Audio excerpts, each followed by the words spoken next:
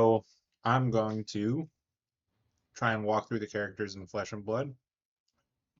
This is a so just taking you through, I built this little setup here to be able to show them off. Um, First, I want to talk about some resources. I'm going to put these in the description, but places to learn more about your characters, learn more about the game. There's a purple Discord. If you Google search purple Discord, or again, I should be able to put an invite in the description. That's the Flesh and Blood public Discord. That's a great place. There's a chat for each different hero, so you can go lurk in the chat, read about them, read about the different heroes, and chat with people. And Fabrary, obviously, Fabrary is like a huge tool. Fabrary is a decklist website that I use like every day. I'm always checking up on Fabrary, building my decks, seeing what decks other people have got going. And I'm not going to touch too much on how good these characters are. I'll talk about some of the weaker ones, maybe just be like heads up. Um, but Metas come and go, and so one guy might be strong at one point but weak in the next. Something might get banned, stuff like that. So on Fabre, I'll put meta results. They take um, they take stock of who's winning or losing on Talishar recorded games. And so you can check on the meta spot to see how good a hero is and how it stacks up against other matchups and stuff like that. And then Talishar is the place where most people will play online. In person, go to your armory, great place to play, obviously. But testing out heroes on Talishar is an awesome resource, so check that out too. Um, if you're testing out a new hero, a lot of times it's good to go on to Felt Table first and play against an AI, or just to sort of get a sense for how the hero's cards work, and then you can go and you don't have to read the cards every hand. People don't have to wait on you. But you can also do like, matchups with people on purple, all that stuff. So yeah, let's do Fang to start. He's one of my favorite heroes. He was one of the mains that I've been playing. I really connect with him. Oh, not this guy, Fang. That was a little joke. Fang looks like he belongs in Mortal Kombat. That's where this whole thing came from. So I stuck it in here. But Fang is like he's one of the newer warriors. He's the newest warrior, and he plays a clean tempo game, all working around this core mechanic of fealty. So fealty are tokens. You can use them to make your next attack draconic. But Fang's hero power says once you have 3 fealty, all your attacks are more efficient. You can swing your daggers for free. And so everything becomes above rate. So the early game for Fang is about trying to get those fealty, and there's cards that will just give you them. A lot of on hits. If you mark your opponent, you get a trigger. And Fang is like a classic warrior. He's not the most classic warrior, but he's a warrior, which means warriors are some of the more grindy or more tempo based decks. So as a warrior, you've got a great equipment suite for blocking. You have usually a good amount of 3 block cards. So you're usually blocking with 1 or 2 and then coming back and attacking for a bunch. Um, and so, yeah, if you like that idea of like trading damage, getting in there and fighting, they're awesome. And Fang is really cool because he plays in the reaction step. The warriors use their weapons and then they play attack reactions, which comes second. Um, and Fang has 2 daggers, so late game, he becomes very difficult to block. If you attack him, if he attacks and you don't block, he can throw attack reactions to buff that attack. And if he attacks and you do block, he can just throw 1 reaction that gives his dagger go again as long as it's draconic, and then he sidesteps your first blocks and swings in for the second dagger and stacks that one super hard. So it becomes very hard to block Fang, and he's super difficult. And then Fire and Brimstone will give you even more attacks, but I just want to talk about like Fang has been something that we warrior players have been looking for the combo build, which is not super available yet. But hopefully something like this will come down the line. Again, this is why I said I'm not talking too much about meta power, meta viability right now. Um, just want to give you a sense of the heroes, and you can check out what the meta stacking is on the Fabre site. But yeah, this would be a combo that we work to try and figure out, but as of yet is not um, quite viable. So yeah, uh, Fang, then Boltyn. Boltyn's up next, and Boltyn is a combo warrior. So he uses a card. Um, he plays warrior game plan still, tempo. He has a lot more attack reactions than some of the other warriors. And he has great blocks and can charge up his soul on blocks. And when you've charged up your soul, you can prepare for explosive payoff turns using Lumina Ascension. Um, you can basically swing your sword multiple times per turn, and because his sword, usually you're using Raiden, it swings for free and does 3 damage. You can do really powerful Lumina turns if you stack a couple of Luminas.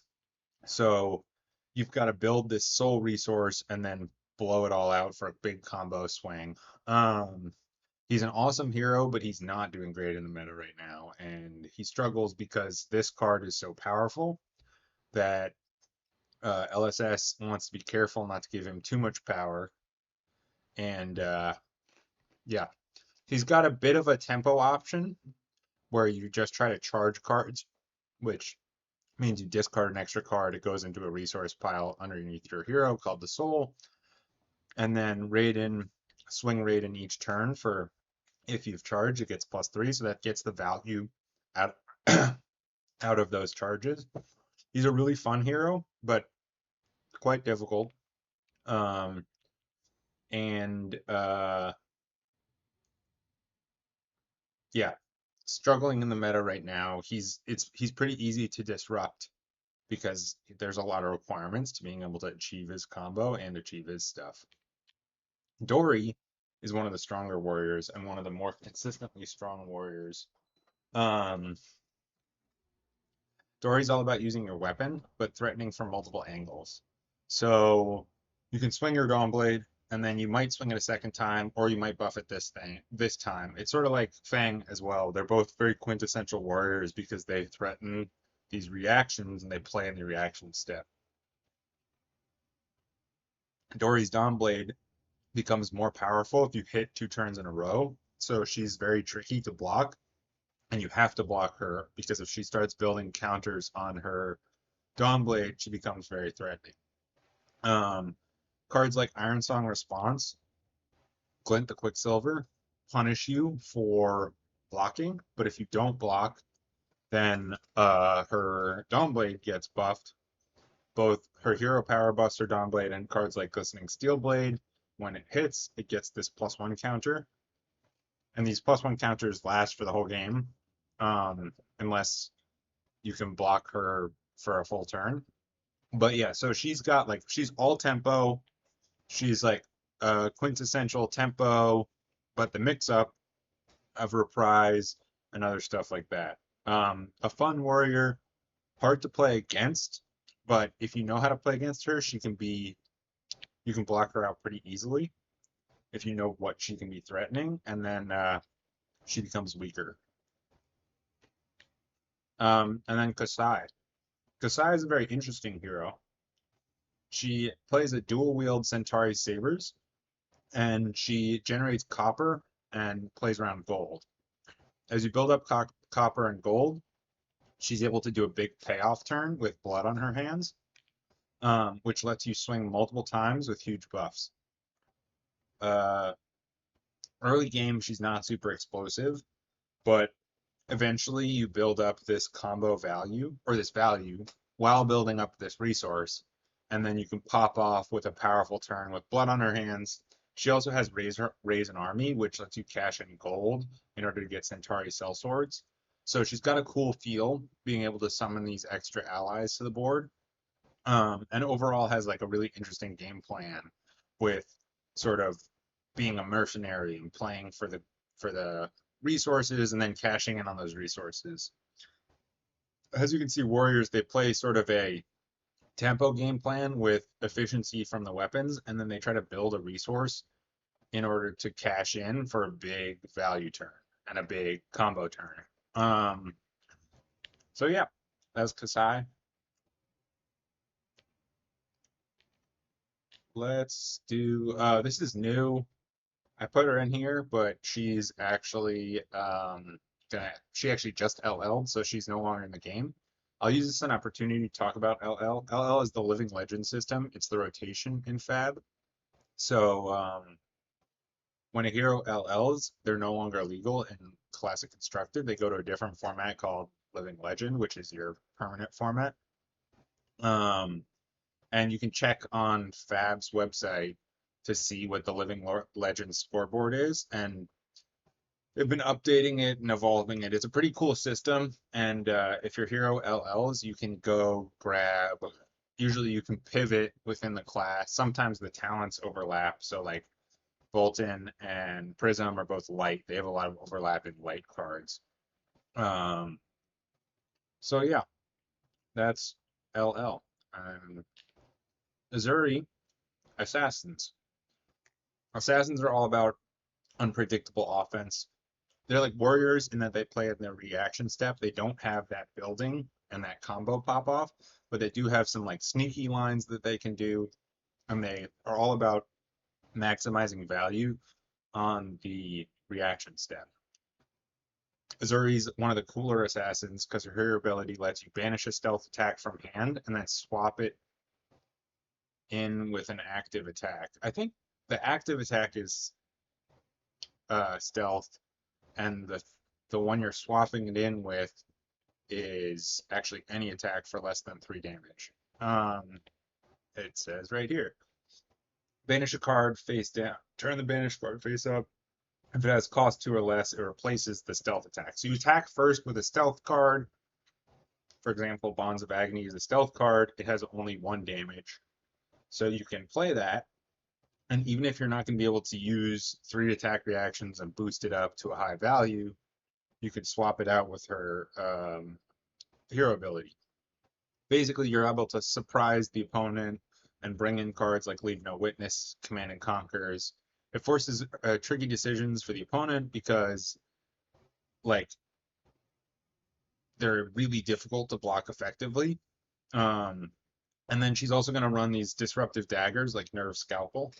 And Nerve Scalpel is going to basically weaken the opponent's blocks down the line. So if you hit with Nerve Scalpel, cards that she's defending with, cards your opponent is defending with, if they're reaction cards, they have -1 while defending. So, good against warriors, stuff like that.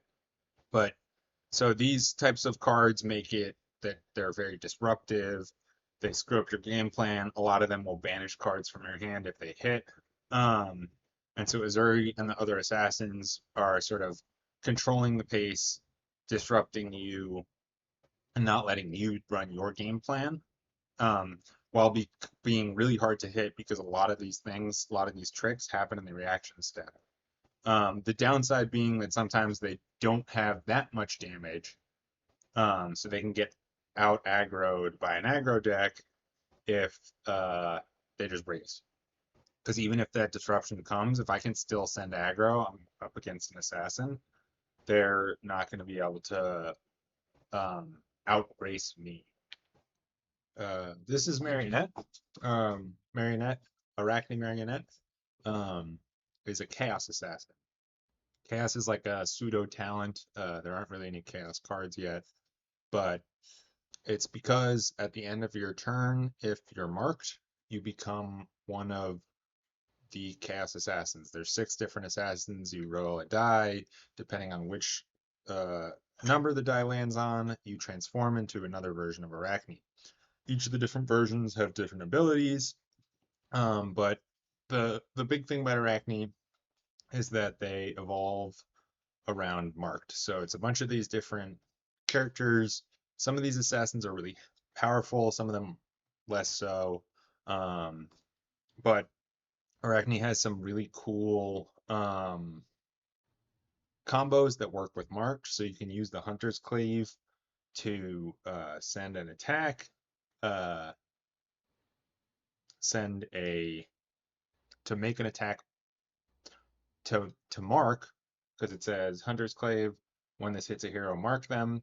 You could attack with Hunter's Clave if they don't block because they're not marked. You could then flick your other Hunter's Clave. Usually you run two. Sometimes you would run Mark of the Huntsman, which would actually be better in this case. But anyways, um, which would enable the Safer Bloodshed trigger, and then you draw a card.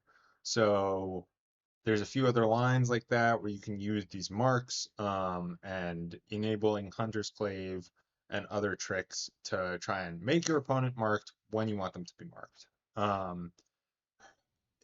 Their headpiece, they also have a headpiece that lets you choose which of the assassins you turn into when it defends if they're marked. So there's a bunch of reasons why you can mark them and manipulate stuff. And so it's like there's chaos, but then you also have a good amount of control of the chaos. And that's Arakni. Arakni slipped through the cracks, or Slippy, is a special version of Arakni. Just like I'm a special version of Dazzy Fizzle. What up? All right. Anyways, Slippy is a go again assassin. And the ability is super simple. It says your first stealth attack each turn gets go again, which enables Arachne to play around Slippy, as they call him, to play around the attacks because of the uncertainty. So you don't know if the first attack is going to be a low damage stealth attack that then comes in with go again, or something that gets buffed. There are like so for example, persuasive prognosis. If I attack with persuasive prognosis for only one, the opponent's going to block it, but I might have attack reactions in hand, or I might just sidestep it. It's kind of like Uzuri, where there's this like uncertainty that comes with it. One of the cool combos that Slippy can do is using the Mask of Perdition. Um, you can destroy the Mask of Perdition as an attack reaction, and then give the attack action card. When this hits a hero, banish the top card of their deck. Art of Desire Body says when this banishes a red card, draw a card. It also will banish the top card of their deck. So those two cards can combine together to cause a double banish. So like you set up a Mask of Desire, they might have to overblock a lot, or sorry, and then you might banish the top of their deck twice. A lot of cards are red line or red heavy decks, and you will likely end up drawing into two cards with this combo. So it's a really cool option. Slippy and Arachne regular, Arachne regular are both assassins that you would like if you like being sneaky, if you like tricking your opponent. They've got that same reaction step gameplay as Warrior, but with even more of this like conniving, sneaky, punishing your opponent for messing up mentality. And despite when I first started playing, I hated Assassins. But now I've played more. I played the Hunted. Now that I've played against more Assassins and playing in the Hunted, um, and playing them a lot, I've learned what they bring to the table and how you can actually learn to block against them effectively. And so I've come around and I don't hate them that much. I think they're actually really fun because of the reaction step. There's a lot of interaction with your opponent. Yeah. All right, Jarl. Jarl is a guardian. Guardians are all about blocking with a bunch of your hand and then using a bunch of your hand to pay for one big attack. Jarl is an Earth and Ice Guardian. He's like kind of more ice. Um, and he's got defensive control. And then ice cards generally make your opponent's actions cost more. So for example, Blizzard forces your opponent to pay. Channel Lake Frigid makes their activated abilities cost an additional resource. And then Stalagmite gives them a frostbite token. Frostbite makes your next resource, makes your next action cost one more. And so you have all these ways to slow them down and basically like freeze them out. Um, Jarl also has this ability to disrupt your opponent with cards like Mangle, um, that destroy their equipment. But largely, he's just about trying to throw those ice cards and disrupt their ability to play, um, and then throw big damage attacks. Yeah, he's super cool, and right now he's like the assassins for me. I don't like playing against him because he can be so crippling with those ice cards, and they feel cheap. But I think it's a fun interactive option. I think it's got a lot of the Guardians, or at least the next Guardian. Bravo feels pretty simple, and so I like that Jarl has this like, when do I try to freeze out my opponent, and which line do I want to spend on? Do I want to try to throw lots of damage, or do I want to try and be more disruptive? So, next Guardian, Bravo. Bravo is the classic Guardian. He plays one big attack. You can use his hero ability, pay two, give that attack dominate, and he's using these dominated attacks to disrupt his opponent. So he's got a lot of cards with crush effects. So for example, crippling crush. Crush says if it deals 4 or more damage, something happens. Crippling crush. Here's an example of a classic Guardian card. It costs 7. It's going to cost you 3 cards, unless you have seismic surge tokens to reduce the expense, to reduce the cost. But it's going to cost you 2 blues and something else, or 2 yellows, 1 blue. A lot of resources to be able to play this card. But if it hits, it deals uh, 11 damage, or if you're able to play it, it can deal 11 damage. It's got, and your opponent's gonna have to discard 2 cards. If you buff that with Bravo's attack, that's just like, it's got dominate. It's gonna be so hard to block, basically impossible. Spinal Crush, another one. Pummel is a classic card in Guardian. It's generic, but in Guardians they're used all the time because you often are carrying a hammer or a club. And then you can, all your cards cost like 2 or more, like tons. So yeah, Guardians are often about blocking and then sending powerful attacks back that cost a lot. Generally, one attack at a time, almost never have go again. Yeah, and the game plan is fairly simple because of that, but there is some like skill required to know when to try and throw these big attacks, when to hold back, stick a card in arsenal, stuff like that. So he's a good starting hero. It's fairly straightforward. His threats are telegraphed. Over time, you'll learn when you're playing against Guardians, if they have 2 resources in Arsenal and they've thrown something that has a 2 cost or more, they're probably going to pummel it. So you either have to overblock or just don't. Um, Valda. Valda is a upcoming hero. She triggers seismic surge tokens. So whenever the opponent, she generates seismic surge tokens whenever the opponent draws in their action phase. Um, so it punishes like uh, tempo decks, or I guess also like necromancer decks. Um, well, whatever, we'll get to that.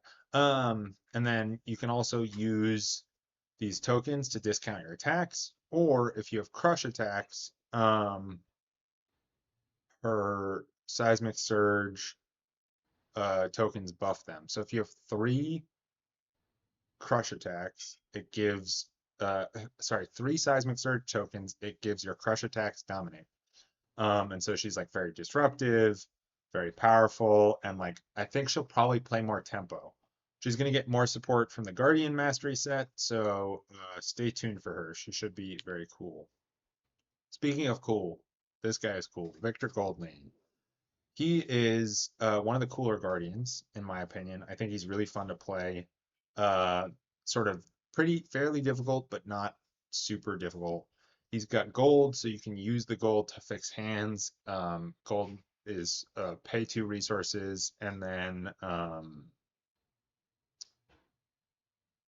you draw a card. So you can use the gold to fix hands. You can use the gold to fix clashes. Clashes are cards that when you attack with a clash, when you attack with a card that says clash, both players reveal the top card of their deck, and the player who has a higher top card, a higher attack damage, a higher damage attack, a higher number on the attack for their top card does wins the clash. And so when you're playing Victor and you're playing Guardians, they generally are going to win these clashes. On Victor, even if you don't win the clash, you can destroy a gold and run a clash, run it back. So either they or you have to draw again your top card. The other card goes to the bottom. Um, and so Victor has like it's kind of like a gambling. It's kind of like a market manipulation type of thing. It's all about being rich, right?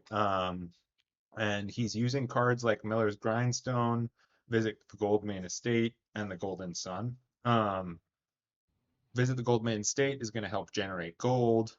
Miller's Grindstone is going to enable these clashes. Um, and then certain cards like the Golden Sun are going to have payoff for these clashes. So like you might know that Visit the Golden Sun is going to be on top of your deck. You could then use Miller's Grindstone in order to clash. And then if you win a clash that reveals the Golden Sun, you generate gold. So there's like it's like all this sort of gaming the gambling type of thing. Um, and yeah, he's a really cool deck that has like its own flavor and interesting stuff. So if you like sort of manipulating chance and having a leg up on the competition, Victor might be your guy. Okay, we're gonna skip her and just go straight to Rhinar, because he's the quintessential brute. Maybe he's not, but yeah, whatever. I'll explain Rhinar. Rhinar is a brute. He's a classic brute. He plays simple and scary and discards cards randomly from his hand. So if he discards a card with 6 or more attack, he intimidates the opponent. And what that does is it forces them to banish a card from their hand. They get it back at the end of the turn, but it prevents them from being able to use that card to defend. He can also cause opponents to banish cards offensively. Sorry, on their offensive turn. So Scowling Fleshbag, when you block, it intimidates a card and they banish it from their hand. And yeah, Rhinar is a big brute. Brutes have some of the best equipment in the game with cards like Scowling Fleshbag that's super powerful for disrupting the opponent. Their disruption is a bit more random. And then on Rhinar, his unlike Kayo, the other sort of generic brute, uh, Rhinar is actually a dice rolling game. You're not actually rolling dice, but you're discarding a card from hand. And you're not able to run all 6 attacks, all 6 damage cards. So when you discard a card, it has to have a 6 damage. It has to have 6 or more damage to trigger the brute effect. And Rhinar often will run some cards that aren't 6 damage, or other cards that don't have any damage. For example, Blood Rush Bellow. So if you have, so like there's randomness, there's chance, and you have to strategically calculate your risk when you want to play a card like Blood Rush Bellow if you don't have only 6 damage cards in hand. So with Blood Rush Bellow, like you could guarantee that Blood Rush Bellow is going to hit, which is going to give all of your brute attacks +2 damage. It's going to draw 2 cards and have go again, but sometimes there's going to be times when you're just going to need to take the risk in order to maintain tempo, where you're going to play Blood Rush Bellow and you have a 1 in 3 chance of hitting a card that fails, and then that fizzles your turn. So it's a risk. It's sort of a dice rolling game. It's a risk involved deck. Just like uh yeah, just like I don't know. That's Rhinar. KO. Kayo. Kayo's a simple brute. He his hero ability gives your attacks +1 power when they're not on the combat chain.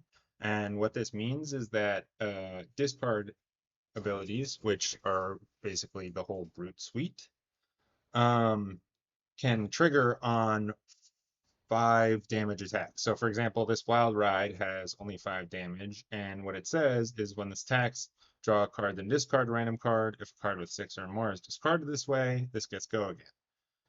In any of the other brutes, Wild Ride with 5 damage wouldn't count and wouldn't enable this go again. But in KO, it's automatically enabled for the 5 damage attacks, and so it opens up his suite. He can play some yellows and hit some blues, and he's just like a very straightforward, super powerful, heavy attack brute. He has lots of go again engines with cards like Wild Ride and Pulping. Things like Bear Fangs enable him to just have super powerful attacks, and so KO is a pretty simple hero if you like swinging big attacks and dealing tons of damage. KO's up your alley, and he's got some of this burst potential and some of this chaotic damage dealing as well. The disruptive cards, like on Scowling Fleshbag, and then he can also do. There's a brute attack that deals damage when it blocks, and so stuff like that can enable kind of interesting win conditions where you destroy your opponent on their turn. So yeah, like it's all about fury and attacking and constant charging forward. Although there is some blocking, it's not quite. Ninjas are very attack, attack, attack. A lot of the brute stuff, uh, I guess the equipment suite can block. A lot of the brute attacks don't block. So yeah, I guess it's pretty much just all going forward. Um, Yeah, Levia is one of the most difficult heroes in Flesh and Blood. She's really cool. She does evolving stuff like Pokemon, but super difficult. And the reason is that Levia has most of her cards have blood debt, and so she has her hero ability says if you banish a 6+ power card during your turn, you don't take blood debt. But it's not like Vynnset, which is another shadow that has blood debt and banish because it's not built in. So the banish has to come from her cards. And so you need to be very careful about how you play. Otherwise, you can get destroyed by your own graveyard. It's like you're building up banish zone. You build up this banish zone, and the more power you build up, the more risk you incur. And so you need to be able to draw into these cards that allow you to banish. Um, and you have to have these cards in your graveyard as well. So, like for example, Boneyard Marauder is an additional cost to play Boneyard Marauder. Banish 3 cards from your graveyard. Um, and it's a 1 cost 6 attack, which is way above rate. But again, all of this risk with blood debt, etc. Gravel Growl, another example. If you can only play it if you've put a card with 6 or more attack into your banish zone this turn. So basically, yeah, there's like this complex, almost glass cannon like build. It's this huge risk reward where you've got to manage your blood debt, manage your graveyard, manage your banished zone.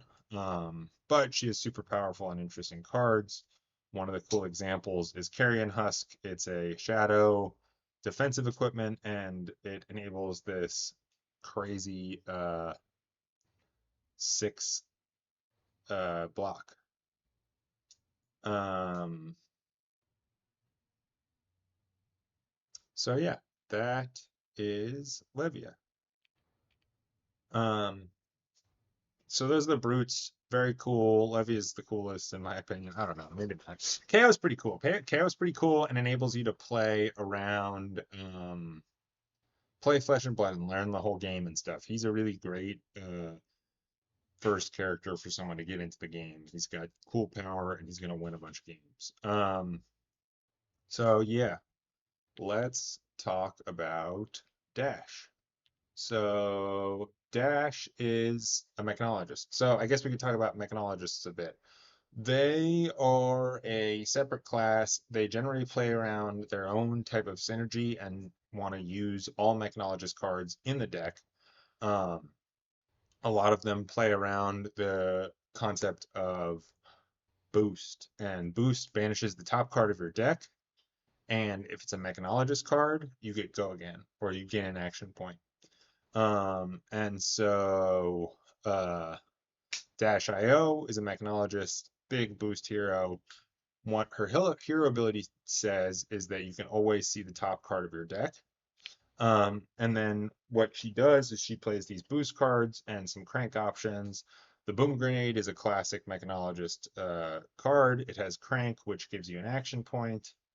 Um, and Boom Grenade says when a mechanologist attack action card you control hits, destroy this and deal 4 damage. And so that like pushes on hit. Well, it pushes damage. It threatens these on hits. 0 to 60 is a boost card. 0 to 60 is like quintessential mechanologist card. And then Teklo Foundry Heart is another example of how these mechanologists work. Basically, mechanologists are like a separate card pool because you only want to have mechanologist cards so that your boosts always hit. And then because of this boosting, they're super aggro and they're really susceptible to fatigue because they're like tearing through their deck really quickly with cards like 0 to 60 and getting boosted off the top. So yeah, it's almost I would almost liken Mechanologist to a mono red deck in Magic. Um, but yeah, and then Dash it comes there's a lot of deck knowledge that's necessary, and you're trying to bring this aggro, but there are ways to pivot into a bit more hybrid game plan. Maxx is a very different mechanologist.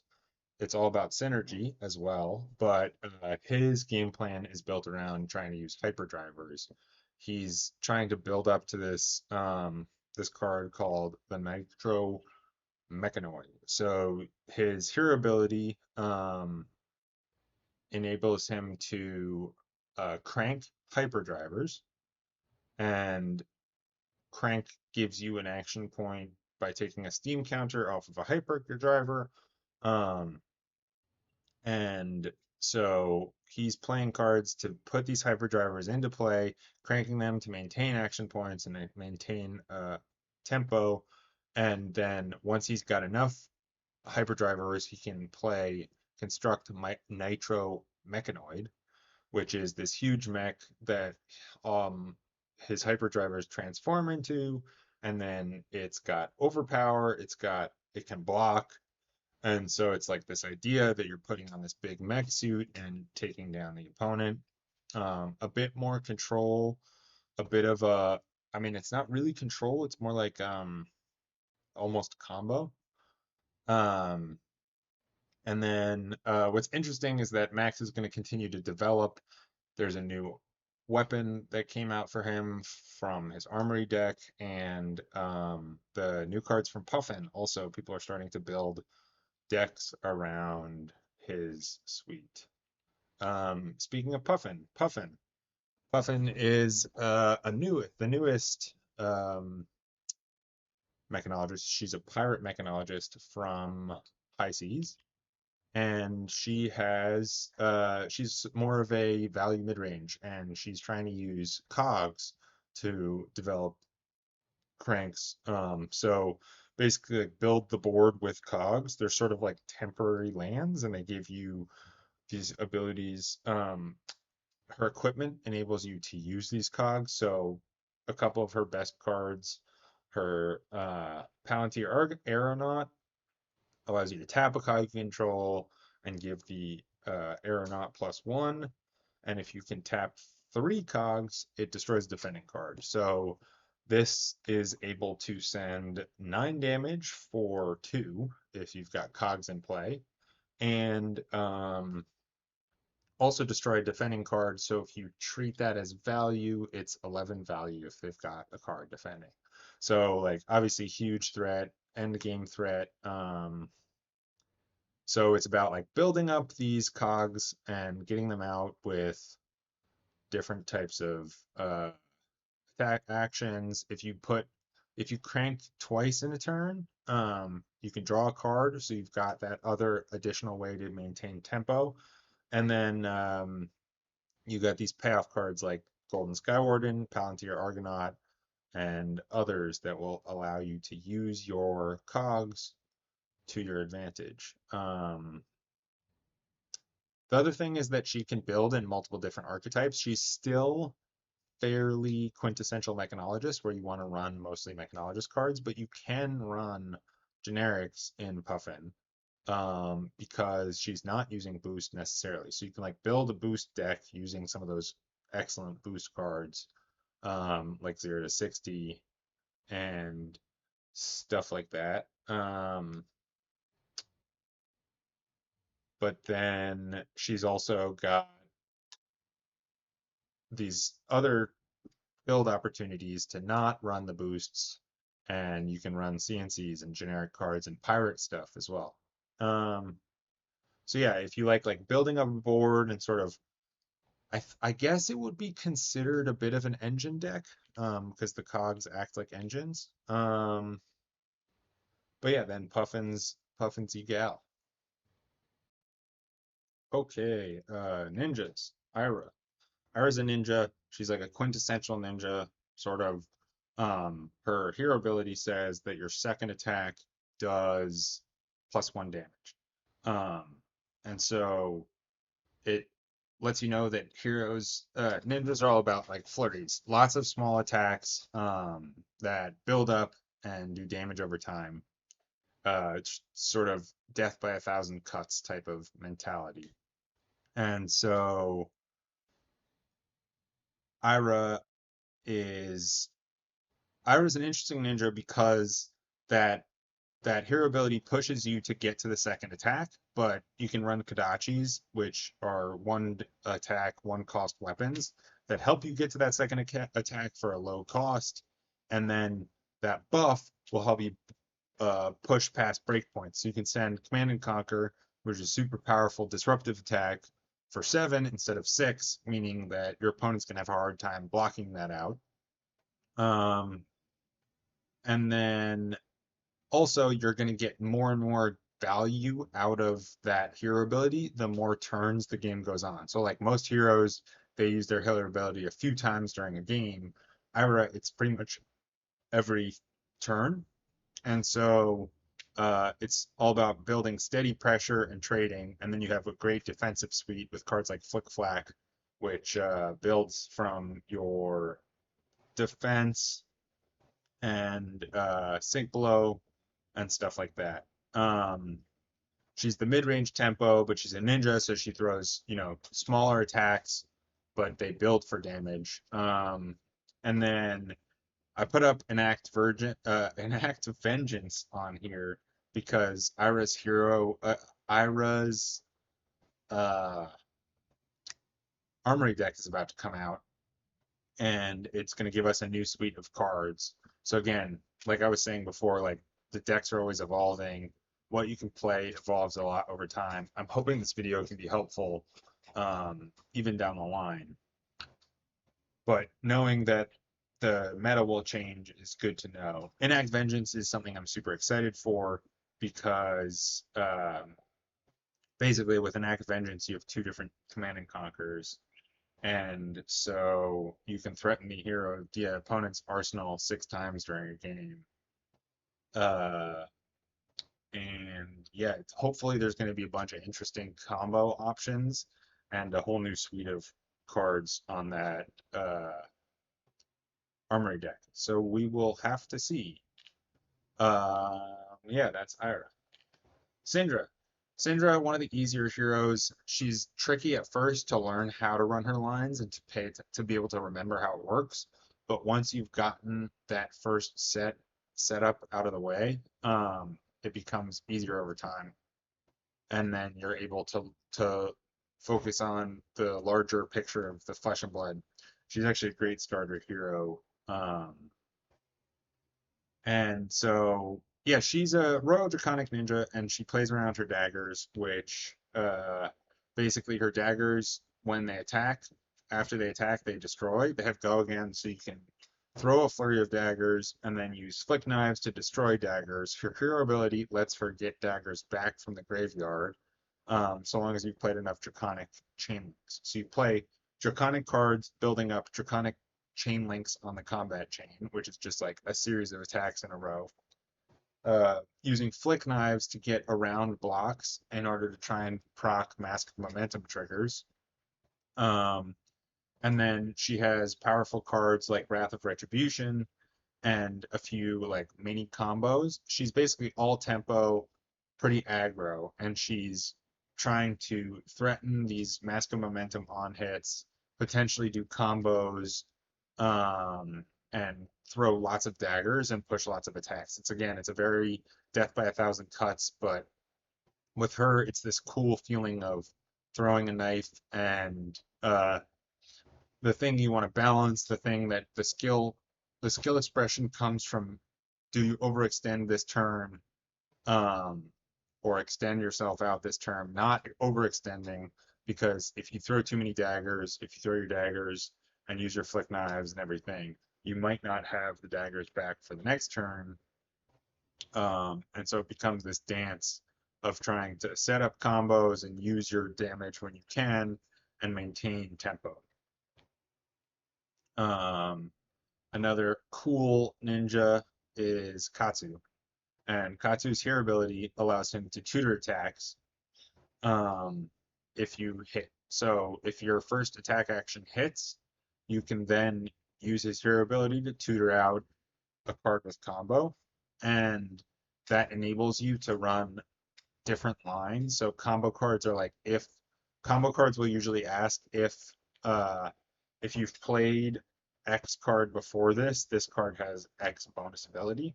So on Bonds of Ancestry, it's looking for a card with Gust Wave. And then if it does, you get to do Bonds of Ancestry is one of the better cards. It lets you pull a card from your graveyard and a card from your deck and then play one of them.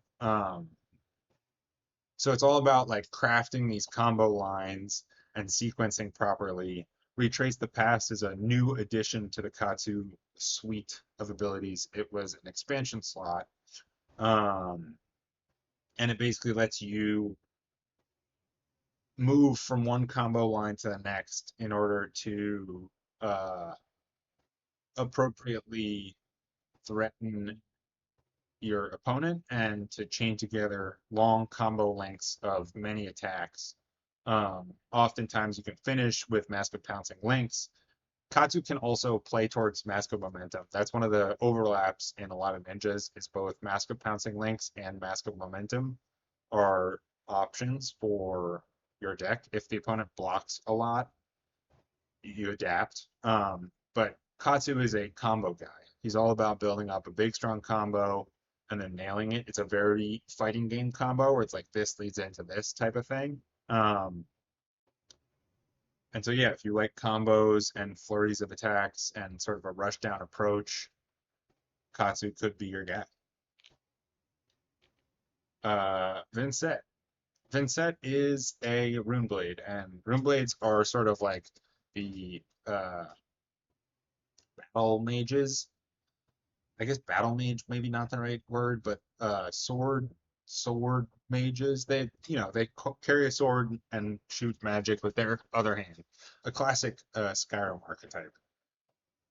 And Vynnset is one of the hardest heroes to play. She is also a Shadow Rune Blade, and again, Shadow characters are going to banish cards. Vynnset banishes one card at the start of the turn, and then creates a rune chant token.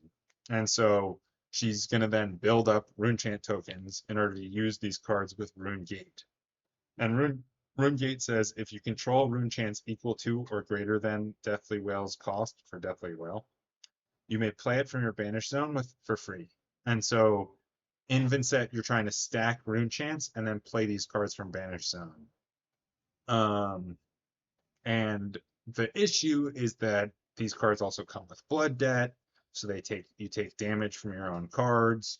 Being able to sequence things appropriately can be really difficult, and when you play your attacks, it uses the Rune Chance. The Rune Chance also are cards that push they send arcane damage. So Rune Blades are split damage characters, and they throw lots of split damage in difficult to deal with ways, and often force your opponent to bring arcane barrier equipment. And so Rune Blades are super powerful.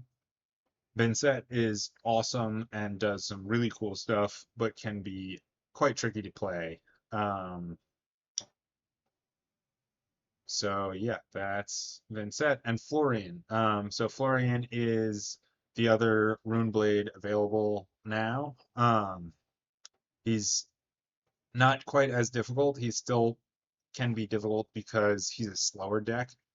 Um, he's an Earth Rune Blade that builds aura tokens by playing Earth cards. His key ability is once you have 8 or more Earth cards in Banish, each time he generates an aura, which is usually a rune chant, he generates one more. So the gameplay is about playing Earth cards so that you can put them in your graveyard, and then using uh,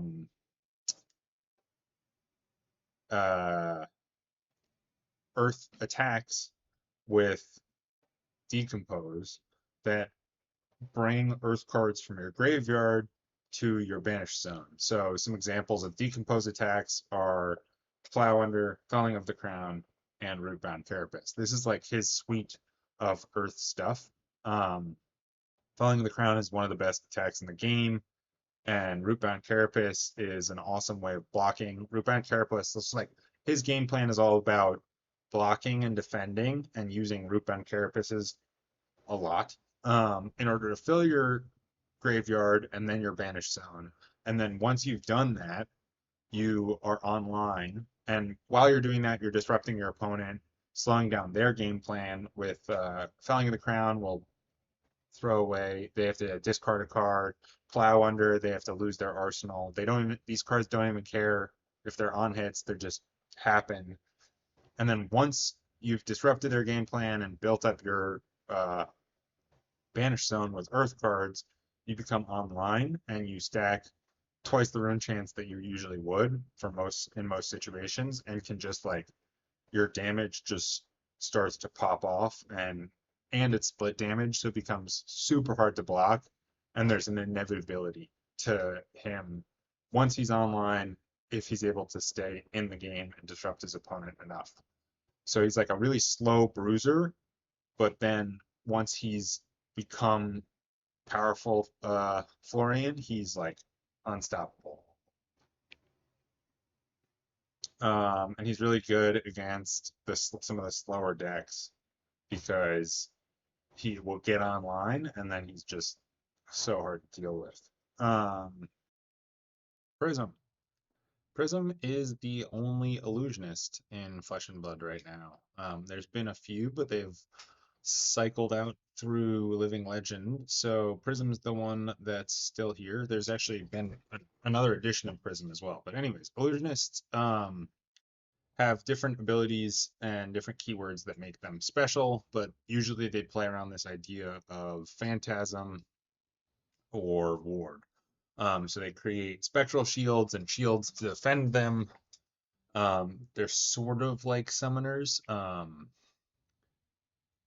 And then Phantasm is an ability that says when this is defended by a card with 6 or more attack, it pops and it basically loses its ability to do damage or give go again. And so you can disrupt an illusionist by popping their attacks with a 6+ attack. So what that means is they end up having quite polarizing matchups. Like brutes are very good into illusionists because they're able to pop most of their attacks. But otherwise, Prism is a very adaptable deck. She's got a lot of utility cards. Um, And so her game plan is all about sending these big Herald attacks. So Herald of Erudition is a powerful attack because it has Dominate, but it's only 5. But a lot of them are like 7 or 6.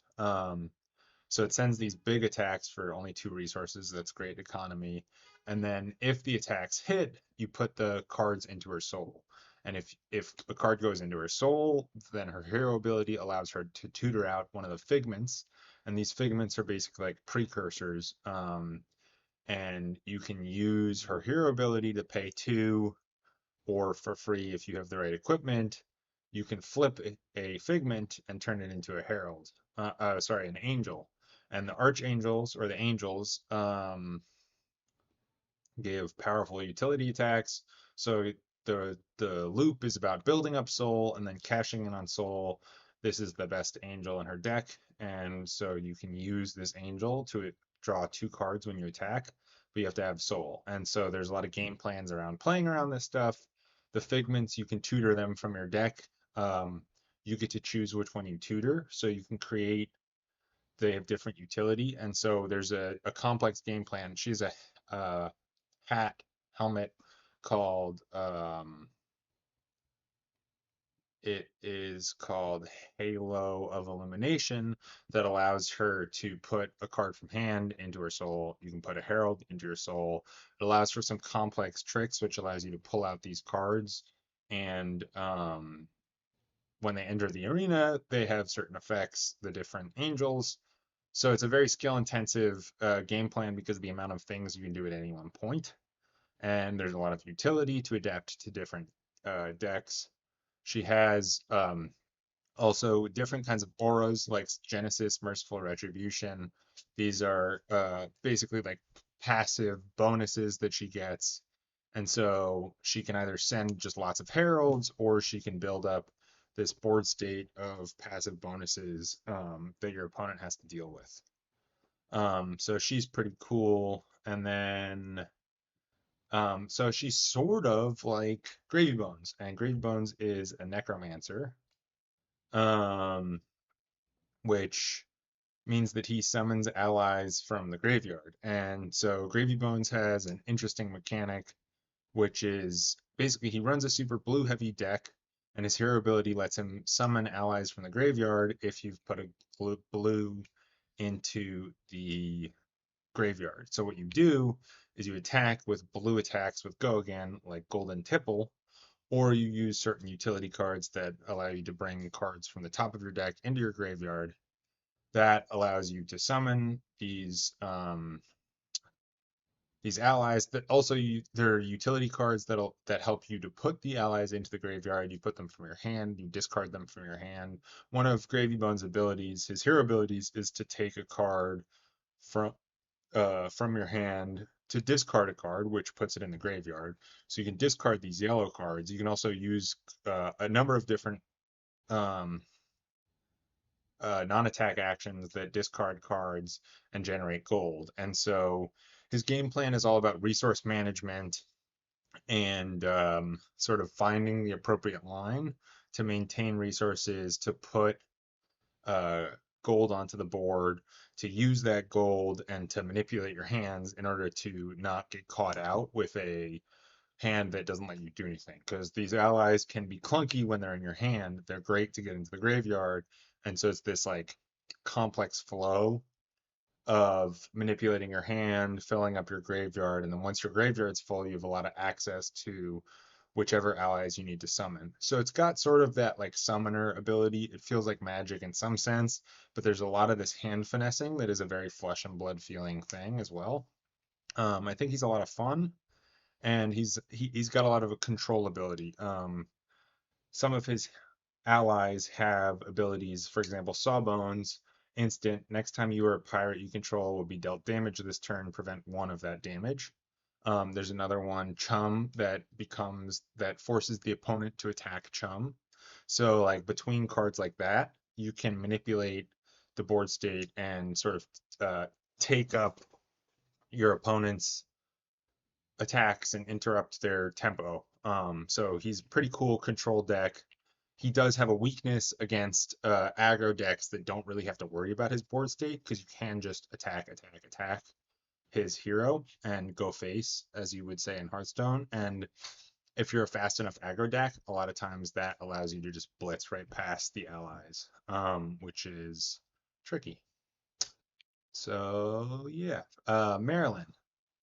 Marlynn is the newest ranger. She is. Let's talk about rangers. Rangers are a flexible class um, that is built around loading arrows into the arsenal and then unleashing them with buffs and on-hit effects and clever sequencing. So like Rangers generally have the ability to go super tall. You have a lot of things that you would stack. You can stack power onto your arrows and then launch them. Um, but there's also the ability for some of them to go wide. I'm going to focus on the version of Marlynn that doesn't run Death Dealer because Death Dealer is about to LL with Azalea. Azalea is a different ranger. Don't worry about it. She's about to be not available in common constructed, classic constructed. Um, So yeah, the game plan for Maryland is to use the Hammerhead harpoon cannon to launch harpoons that have overpower and +4. So one of the ways that you can enable that, it's basically she's got a super high blue, high value deck and you can use gold to filter through her deck. But then when you have the opportunity to, you want to try and send big damage disruptive harpoons with the harpoon cannon. They have overpower and they have on hit. They do different things. A lot of times the Go Fish will cause, actually, I guess most of the time, Go Fish is the keyword on these harpoons and they say when they hit a hero, look at their hand, and they discard an attack action card. And so pretty much everybody's running attack actions. I guess that warriors would be the one way to get around this. So her weakness might be to warriors. But uh, if you if the card is an attack action card, they discard the card. And so if you've activated a cannon this turn, you get to look at their hand instead of they look at their hand.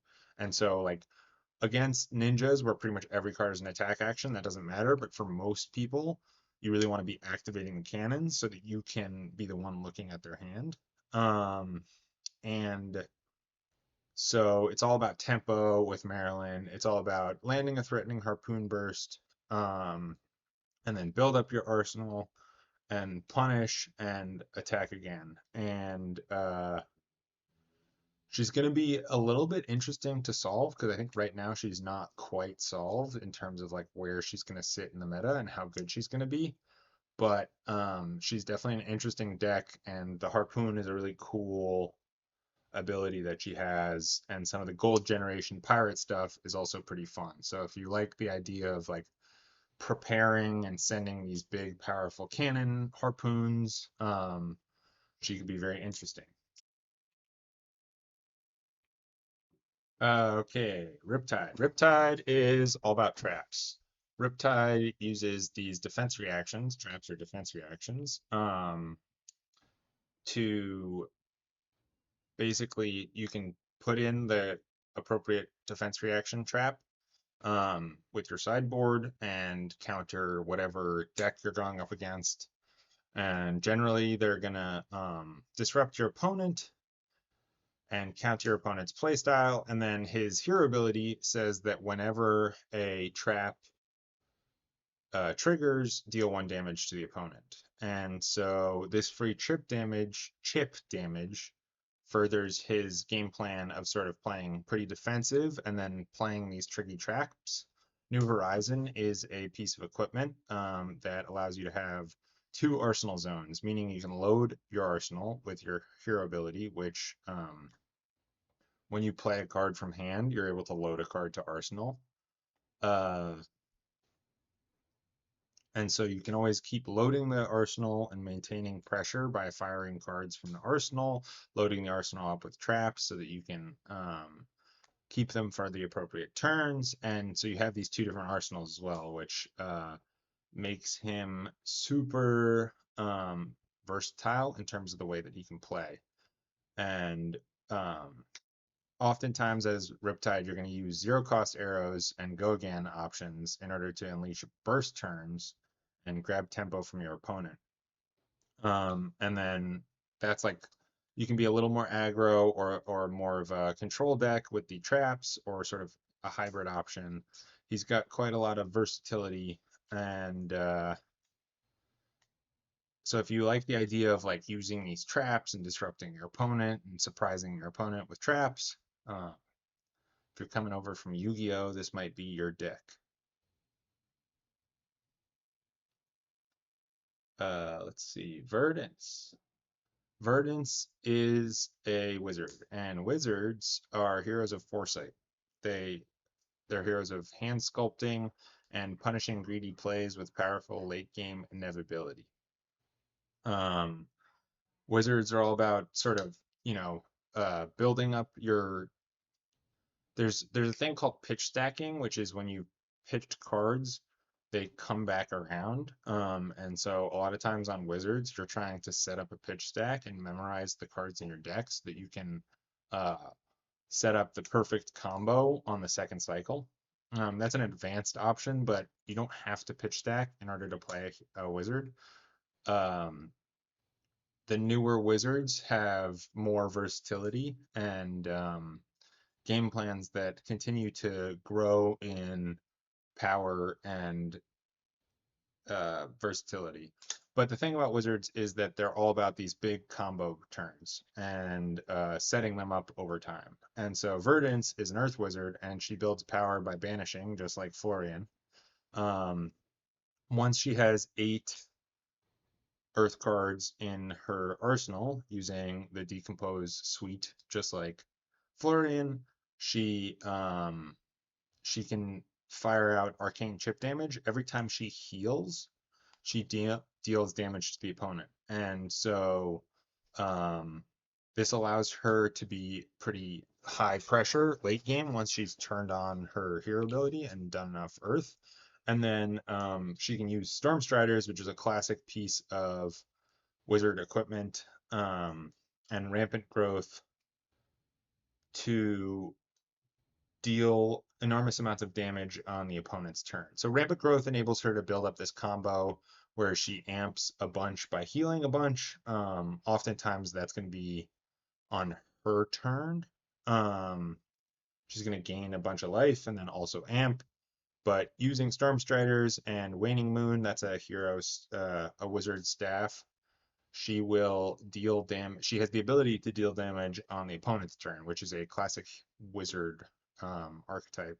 So if you like building up complex combos, manipulating your hand, and throwing out huge amounts of damage on a different axis, I forgot to mention wizards deal on arcane damage. So um, like Rune Blades, they're on a different damage. They don't get blocked by normal blocking cards. You have to use Arcane Barrier, and so this different magic damage is really interesting and complex part of Fab, and wizards get to push through on that unique axis. And Oscilio is the other wizard. He is a lightning wizard, and he's sort of a burst mage. His hero ability lets him discard an instant and draw a card, and so you can put a lot of instants in his deck in order to use a complex or a powerful combo that works with Gone in a Flash and Lightning Greaves, which basically you just like can sling out a bunch of cards on one turn. And so the way that Oscilio works is he's going to fuel explosive burn turns by chaining together lightning cards into his weapon, and then his weapon's going to amp. So his weapon amps 1, which increases the damage of the next wizard attack by X, and it amps 1 per lightning card you play. And so you chain together a bunch of lightning attacks or you keep recurring Gone in a Flash by continuing to play instants. And so you can chain a really powerful combo split damage attack using um, those amps and sigils and Gone in a Flash. And then once you've done all of that, you can send a card like Shock, which deals 1 arcane damage, but if it's been amped a bunch, it's going to deal a bunch of arcane damage. This card, Consigned to Cosmos Shock, is a new card that he just received, and this thing is buffing him a bunch because it's a 0 cost shock, and so it enables a lot of payoff for his Volzar, his lightning staff, that allows him to uh, buff the next arcane attack. Um, so yeah, he's another one. He's more of like a chain damage type of guy than Verdance, who's a bit more. Verdance is all about healing and sort of like healing and attacking, and Oscilio is all about just like firing attacks, firing off attacks, and sort of operating on different axis than a lot of the other cards, and then also building towards that massive combo. That's the classic wizard thing, is to send a huge combo that your opponent, I mean, at most they're going to be able to arcane barrier like 4, even if they, but yeah, so it's all about like sending this damage that they're going to have a really hard time blocking um, in a huge combo turn, and then often on their turn. So that is Oscilio. That's all of them. So yeah, I hope you enjoyed the video. I hope you got something out of this, and please share, and yeah.